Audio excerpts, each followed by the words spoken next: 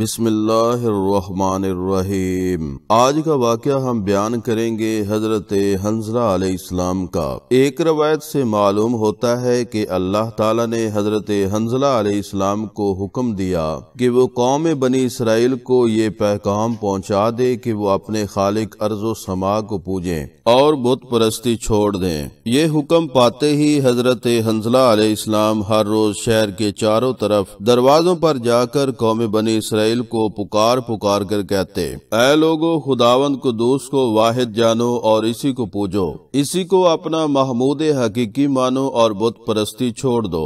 اے قوم، شیطان نے تم کو گمراہ کیا ہے۔ اے لوگو، اللہ تعالیٰ سے ڈرتے رہو اور حقیقت میں وہی تمہارا رب ہے۔ یہ سن کر اس قوم بنی اسرائیل نے کہا جو گمراہی میں بہت ہی بڑھ گئے تھے، اے حنظلہ، ہمارا یہی رب ہے جو ہم پوجتے ہیں۔ حضرت حنظلہ نے اس قوم سے کہا، اے قوم، تمہارے باپ دادے بتوں کو نہیں پوجتے تھے، پھر تم کیوں پوجتے ہو؟ کیا تم کو شرم نہیں آتی؟ خدا سے نہیں ڈرتے ہو؟ تم پر ضرور عذاب نازل ہوگا، جیسا کہ تمہارے آگے نافرمان لوگوں پر بلائیں اور عذاب نازل ہوا تھا، اور تم لوگ عذاب خدا برداشت نہیں کر سکو گے۔ ہر چند ان کو ہر طرح خوف دلایا، لیکن وہ ہرگز ایمان نہ لائے اور برابر تکذیب کرتے رہے، بلکہ حضرت حنظلہ کو مار ڈالنے کے لیے مستعد ہو گئے، اور اس شہر کا بادشاہ، جس کا نام طیفور ابن طفانوس تھا، وہ 12,000 غلام اور اپنے ساتھ خزانے بے حد رکھتا تھا،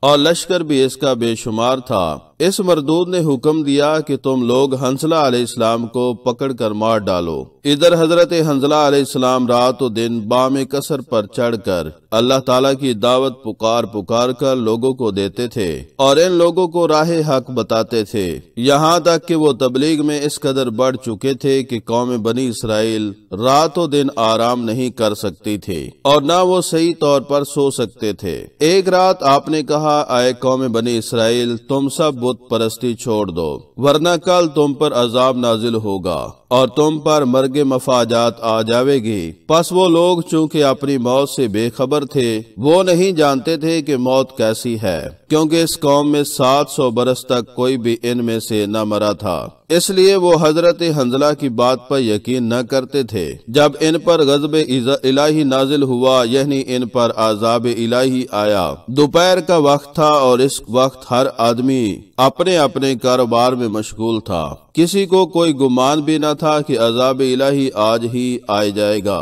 اس عذاب سے ہزاروں آدمی واصل جہنم ہوئے، اور جو لوگ باقی بچے وہ اپنے بادشاہ کے پاس جا کر سوختہ دل ہو کر کہنے لگے، اے جہاں پناہ، آج مرگ مفاجات سے بے شمار لوگ ہماری قوم کے مر گئے۔ طیفور عقل کے مہجور نے ان سے کہا کہ یہ مرگ مفاجات نہیں ہے، بلکہ تم حنظلہ کے شور و غل سے رات و دن سویا نہیں، یعنی کثرت بیداری سے گرمی نے غلبہ کیا۔ یہ موت بے ہوشی کا عالم ہے، وہ سب میرے نہیں ہے۔ اگر تم آزمانا چاہتے ہو تو ان کو سیخ چبو کر دیکھو، وہ اپنے آپ سے اٹھ بیٹھیں گے۔ پس طیفور مردود کے کہنے سے ان گمراہوں نے ویسا ہی کیا، لیکن ان میں کچھ حص و حرکت نہ ملی۔ پھر بادشاہ طیفور سے جا کر کہا کہ سچ ہے، وہ مردے ہوں گے۔ پھر اس بادشاہ طیفور مردود نے ایک ایسا بلند خانہ بنوایا کہ 12,000 برج اس میں سے تھے، اور پھر حکم کیا کہ ہر برج میں ایک غلام ذرا پوش ننگی تلوار ہاتھ میں لے کر متعین رہے، تاکہ موت اس قصر پر آنے نہ پاوے، اور اگر موت آئے تو اس کو تلوار مار کر ٹکڑے ٹکڑے کر ڈالو، اور دروازے گنبد کے بند کر دو، اور درمیان اس گنبدوں کے ایک کوٹھڑی لوہے کی بنوائی، اور پھر اس میں سنگ مرمر لگایا، اور اس میں ایک شاہی تخت اور ہر قسم کی نعمتیں رکھ دی، اور شمع بھی اس میں روشن کی۔ پھر اس کے بعد وہ بادشاہ مردود اس تخت پر جا بیٹھا اور کہنے لگا، اے موت، اب تو میرا کیا کر سکتی ہے؟ تو اس لوہے کی کوٹھڑی کے اندر کس طرح آ سکتی ہے؟ اب تو اس کے دروازے بھی بند ہیں۔ اور وہ اسی گھمنڈ میں تھا کہ اچانک ایک مرد بڑا ہی ہیبت والا اس گنبد کے درمیان، جہاں وہ بادشاہ مردود بیٹھا تھا، اس نے اس جگہ کھڑا ہوا اور دیکھا، مارے ڈر کے ایک دم چونک پڑا، اور ایسا معلوم ہوتا تھا کہ ابھی اس کی جان کف سے انصری سے پرواز ہو جائے گی۔ اس سے پوچھا کہ تم کون ہو؟ یہاں کس طرح آئے ہو؟ اس نے کہا کہ میں اسرائیل علیہ السلام ہوں۔ تیفور بادشاہ نے کہا کہ تم یہاں کیوں آئے ہو؟ وہ بولے کہ میں تیری جان قبض کرنے کو آیا ہوں۔ بادشاہ تیفور بولا آج تو مجھ کو ذرا مہلت دو، کل جو چاہو سو کرنا۔ تب مالک الموت چلے گئے۔ زندگی بادشاہ تیفور کے ایک دن اور باقی تھی۔ پس مالک الموت کے جانے کے بعد وہ مردود وہاں سے نکل کر ان غلاموں کو جو ان برجوں میں چوکیدار تھے مارنے لگا کہ کیوں تم نے اسرائیل علیہ السلام کو یہاں آنے دیا، وہیں کیوں نہیں مار ڈالا؟ انہوں نے کہا اے جاں پناہ، ہم نے ان کو دیکھا ہی نہیں کہ وہ کس طرح آیا۔ اس کے بعد بادشاہ تیفور اس گنبد میں جا کر کیا دیکھتا ہے کہ اس میں ایک سوراخ ہے۔ وہ سمجھا کہ اسرائیل علیہ السلام کی آمد اسی سوراخ سے ہوئی ہے، لہذا وہ اس سوراخ کو بند کرنے لگ گیا کہ دیکھنے والا خیال نہیں کر سکتا تھا کہ اس کا دروازہ کہاں سے ہے۔ تھوڑی دیر بعد جب اس نے اپنی نظر اٹھا کر دیکھا تو کیا دیکھتا ہے کہ حضرت اسرائیل علیہ السلام اسی گنبد کے اندر موجود ہے جہاں کل دیکھا تھا۔ پوچھا کہ تم کس راہ سے آئے ہو؟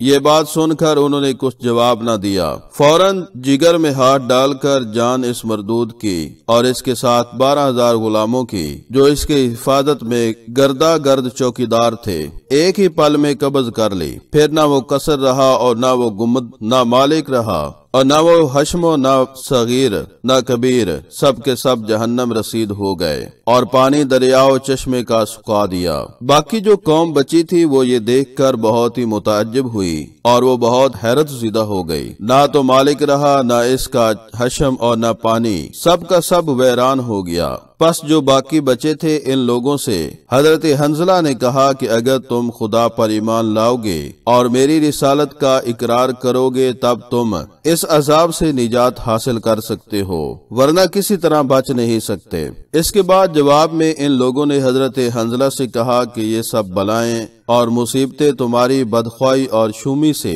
ہم پر نازل ہوئی ہیں۔ اگر تم ہم میں سے نہ ہوتے تو یہ مصیبتیں ہم پر کبھی نہ آتی۔ یہ کہہ کر وہ حضرت حنظلہ پر دست درازی کرنا چاہتے تھے کہ اچانک اتفاق سے حضرت حنظلہ علیہ السلام اس کی بیچ سے نکل گئے۔ اس کے بعد خدا تعالی نے ایک سانپ ایسا ان کے واسطے بھیجا کہ اس شہر کا طول و عرض 36 کوس کا تھا۔ اس سانپ نے یکبارگی چاروں طرف اس کے احاطہ کر لیا اور شہر کو دبانا شروع کیا تاکہ مقامات ان پر تنگ ہو جائیں، اور چشموں سے دھواں نکلا اور اس دھویں سے اکثر لوگ ہلاک ہو گئے۔ اور پھر اس کے کچھ روز بعد حضرت حنظلہ علیہ السلام نے اس جان فانی سے رحلت فرمائی، اور جو نعمتیں بنی اسرائیل نے شام کے عمالقہ سے پائی تھیں وہ سب اپنے صرف میں لائی، اور عمالقہ کے لوگ یہاں سے ہزیمت پا کر زمین مغرب میں جا رہے تھے۔ پھر ایک مدت مدید کے بعد قصد کیا اور اپنے دل میں خیال کیا کہ چلو بنی اسرائیل سے جا کر اپنی مملکت اور نعمتیں چھین لے، اور ہم لوگ کب تک اس ملک میں رہیں گے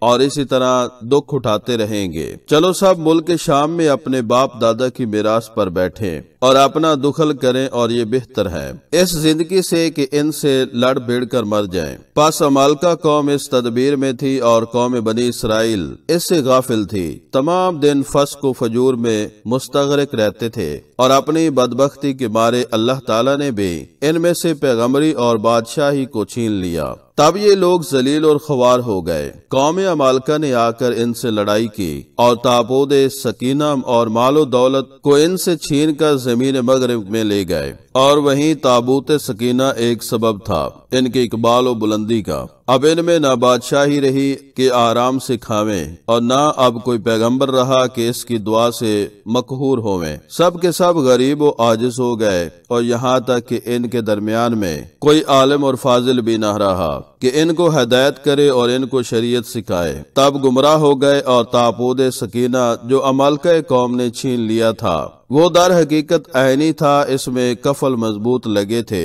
ایک روایت میں ہے کہ تابوت کا سر مثل بلی کے سر کے تھا۔ جس کسی کے تئیں حاجت ہوتی وہ تابوت سکینہ کے چاروں طرف پھر کے دعا مانگتا تو وہ دعا خداوند قدوس فوراً اس کی پوری کر دیتا، اور اگر کسی دشمن سے لڑائی کا موقع ہوتا تو اس تابوت کو سامنے رکھتے تھے، اور اس سے آواز نکلتی مثل آواز بلی کے، اور اسی آواز سے دشمنوں کے دل میں ہیبت طاری ہو جاتی تھی اور وہ سب لوگ بھاگ جاتے تھے، اور مومن لوگ اس کی برکت سے فتح یاب ہوتے تھے اور ہر طرح کا آسائش و آرام ملتا تھا۔ مگر اس تابوت کے اندر کیا تھا یہ کوئی نہیں بتا سکتا تھا، جیسا کہ اللہ تعالیٰ نے ارشاد فرمایا ہے، اور کہا ان کو ان کے نبی نے نشان ان کی سلطنت کا یہ ہے کہ آوے تم کو ایک صندوق جس میں دل جمی ہے تمہارے رب کی طرف سے، اور باقی اس چیز کے چھوڑ گئی موسیٰ اور ہارون کی اولاد، اٹھا لاویں گے اس کو فرشتے، اس میں نشانی پوری ہے تم اگر یقین رکھتے ہو۔